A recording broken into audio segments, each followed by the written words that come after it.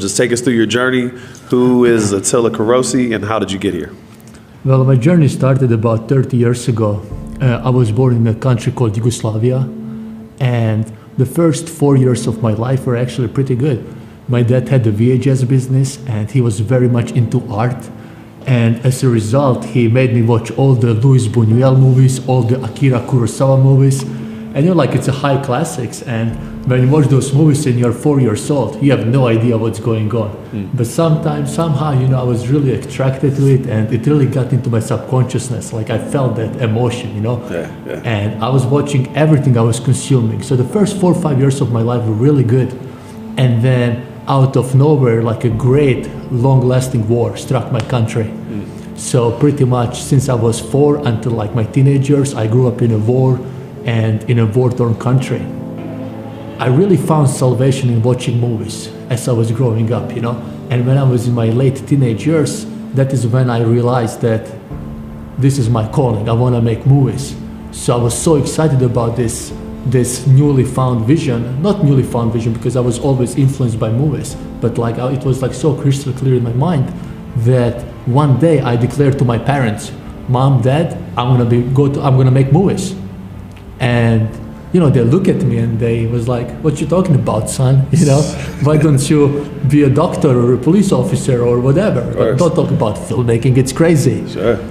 And it was really surprising for me because, anytime I speak about I want to be a movie maker back home, people looked at me and they responded as if I said I want to be an astronaut and fly to Mars. It's impossible, everybody assured me, even my parents. And now I understand the reason why, because the war and the mindset they had during the war, people just want to survive. It's a practical mindset.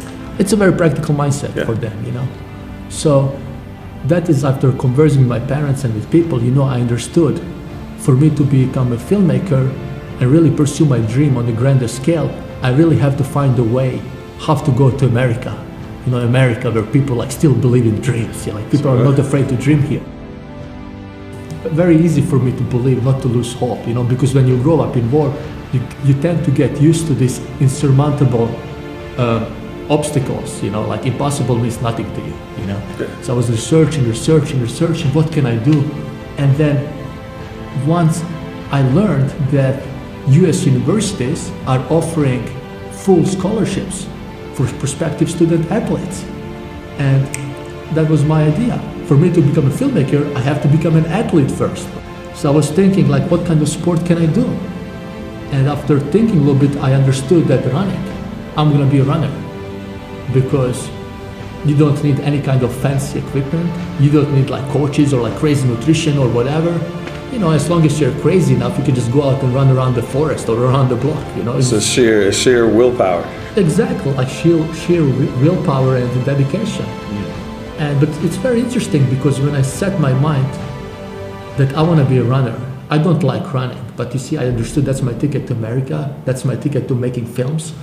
I approached my running years as if my life depends on this. It's not like I like it, I don't like it, it's snowy, it's 100 degrees outside, it doesn't matter. If I want to get to a certain level in my life, which I set out myself at the time, I don't care if it's 110 degrees, I don't care if it's 10 degrees and snowing or rain or windy. I don't care if nobody's out there with me, no coach, I don't care. I'm gonna do it and do it and do it, and as simple as that, it's as simple as that.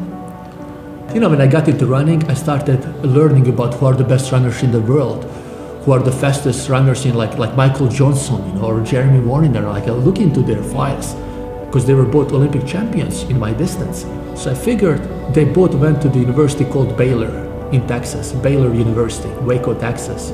So, I don't have internet, so I go to an internet cafe and I find the coach's email and I read and I write him a very poorly constructed email on English that I never expected a response from. I told him who I am, this and that, the time I ran on 400-meter dash. Right. And he responded to me, and I have this email with me right now. He responded. It's amazing. And he said, I think you have a potential. I think you ran pretty fast times, considering you've been just running for 6 or 7 months. And we would like to have you here in Baylor, but we just don't have enough scholarship for this year anymore. So if you want to wait another year, we can put you in a full ride. But my desire was such that I don't really want to spend much time at home. I really want to get out. So it's very important for me to get a full scholarship and to get to America as soon as possible. And when I told him this, his answer was like, well, unfortunately, we cannot have you here then if you cannot wait another year. But if you would like us, I can put you in touch with another universities in America who are having the same running program or we have connections to, like affiliated with. Sure. And this was really out of blue when a coach from the University of Tulsa, it's a school in Oklahoma, Division I school in Oklahoma, they reached the Golden Hurricanes. He reached out to me, and I was like so surprised. And he was like ready to offer me full scholarship. He just said, I talked with the head coach of Baylor. He told me to give you a full ride. Simple as that. That was it. I have the email. It's crazy. And I had lots of headwind when I was a runner. Like I had lots of obstacles to conquer. It was like those 12 months I dedicated to running back home. It was an emotional roller coaster for me. I lost my mom out of nowhere. I remember my most important race. That was the decisive race, whether I'm going to get a scholarship or not. And 2 weeks before that race, I was doing jumps in a workout, and I completely twisted my ligaments on my left ankle. And I was devastated. I remember, the doctor came over, he took a look at my ankle, touched it, inspected it, whatnot. And I tell him, doctor, you have to fix me. I have 2 weeks to run. And he looks at me and says, 2 weeks. He says, if you're able to run if you're able to walk within the next 2 months, you should consider yourself lucky. That's what he told me. And it was a punch to my heart, But I remember this is the same thing when people told me I cannot go to America. So the same thing, instead of listening to the doctor, I didn't trust what he said. I didn't believe a single word he said. I went home that night, and as I said to you earlier, I elevated my leg in 90 degrees and I pressed my ankle, I pressed my feet, and I was talking to my ankle. I wanted to become a friend with my ankle. I wanted to convince my ankle, that we can do it. Like, come on, we invested so many months to this opportunity, it's not gonna come again. And these people are watching at me right now. So, 2-3 days later, I start jogging. It's painful. I can jog like 2-3 minutes. Then I go home and ice it, I massage it. Like I put lotion on it. Again, I talk to the ankle. I don't sleep, I talk to the ankle. And then, believe it or not, and again, I have this visually documented, I ran 2 weeks later. I remember it was January 27th of 2005 or 2006. 2 weeks later I ran and I won that race. It was an indoor race, but I ran and I ran a personal record. I graduated from school. I graduated as one of the top of my class, bachelor's in accounting and economics. But I didn't come to America to be an accountant and to work in office. But I was like, I didn't come here to do that. I came here to do movies. And then I was like, that's just like that. One day after my graduation, I graduated May 11th, 2011, and May 12th I was in LA. I just came to LA the next day. And I didn't know anybody in LA. Like I find a girl, I was in Tulsa, I find a girl on Craigslist, and I was like, she was looking for a roommate in Hollywood. I was like, I would like to move in with you. So she was like, okay, I can reserve you the apartment. It's one thing when I told back home to people that I want to make movies and they didn't believe it. They didn't believe it's possible. But I was really surprised because when I came to LA and I said to people, I want to make a movie, let's make a movie, guys. Everybody was excited. I was like, let's do it, it's a good idea. But then the next day they came back to me and they asked me, well, how much money do you have?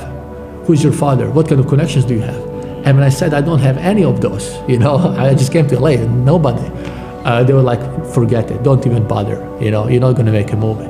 Because some people I remember some people went even as far as stating that making a movie, it's like one of the hardest and toughest things to do, Like they tell me sometimes even people like Brad Pitt can't make their own movie the way they want to because like so much things going on into making a single movie.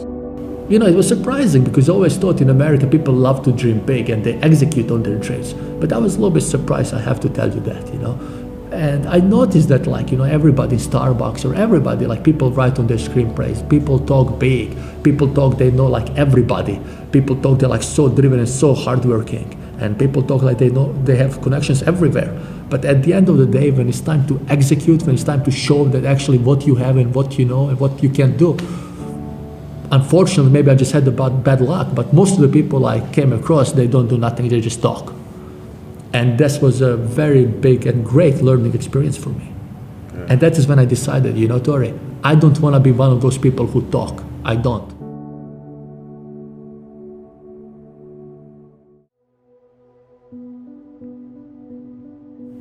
So I went to Best Buy, I bought a camera for like $150 and I made the whole movie.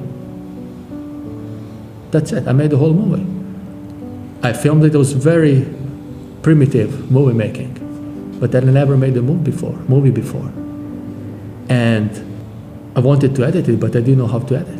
So I taught myself how to edit. I taught myself how to do sound design, how to do everything. And it took me some time, you know, it took me several months, but I finished the movie. And I look at the movie and that I assembled, and I'm so happy. I was like, wow, this looks great. This is a great movie. I love it. I was like, wow, people are gonna be blown away, but I don't want to show it to anybody. So I watched the movie again. I watched the movie the next day. For 1 week, I watched the movie every single day. After 1 week, I look at the movie that I created and I say to myself, this is a garbage. This is so bad. I cannot show this to anybody, you know? But I learned so much from it. Just since you have such an inspiring story, what are 3 key pieces of advice you would give other people who currently have like a big dream and haven't gotten there yet or haven't started tackling it? Like, what would your 3 like keys be to getting on that journey? Reasons beyond understanding. I was born in a war. I'm gonna turn that into my biggest advantage. You know, I learned that everything in life is about perspectives. If war was given to me, cool, I'll make the best out of it. You know, so I learned that like really like the human mind, that each one of our brain is built to do wonders. Everything else is just an excuse, if you think about it. Number 1 thing I think is a vision. You have to have a clear vision. If I don't have a clear vision that I want to make a movie or what kind of movie I want to make, I'm not going to have the power to learn to run with torn ligaments. I'm not going to have the courage to go in that neighborhood. I'm not going to have the courage to come to America by myself with no English. So vision is what helped me a lot. Vision. Yeah. The second thing I would say is self-expression. Like, know what you want to do, but it's not enough to know what you want to do. Know it in as much details as possible, because the deeper you can dig down deep in your soul and figure out who you are as a person, what are your strengths, what are your disadvantages, weaknesses, everything, the more you know about it, the more when you communicate to another person, they're gonna see you more clearer who are you as a person. So sometimes the words, they are not important, but they see you. As I said earlier, sometimes these people don't understand what I'm saying, but they see the energy and they wanna be part of it. And as for the third thing, I would say, just keep going, you know, just don't give up. You can't give up. And I know it sounds very easy and cheesy and everything, you know, everybody says I don't give up. Sure. And everybody says, you know, I'm never gonna give up. It sounds so easy, but it's so hard to do. You know? Yeah. So have a vision, number 1, know who you are, number 2, and just keep going. Just keep going, because life is so short. You know, you're gonna be like 50, 60 years old, and you don't wanna be one of those people like you're 60 years old and then you're regretting all your missed opportunities. You know, just keep going.